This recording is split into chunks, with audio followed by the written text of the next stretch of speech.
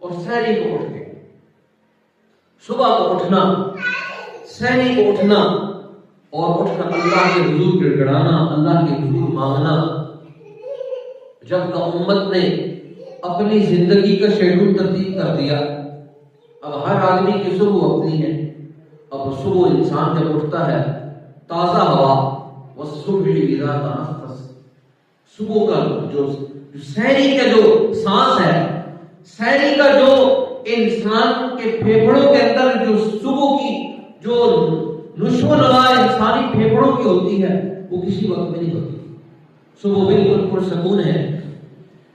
اب مسلمان کو سحری کا مزاج دیا، پورا ایک مہینہ سحری اٹھنے کا مزاج دیا، تاکہ اس کا 11 مہینے کی مزاج بن جائے، یہ سحری کو اٹھے، رات کو جلدی سو جائے، اور سحری کو اٹھے گا، صحت بھی ہوگی،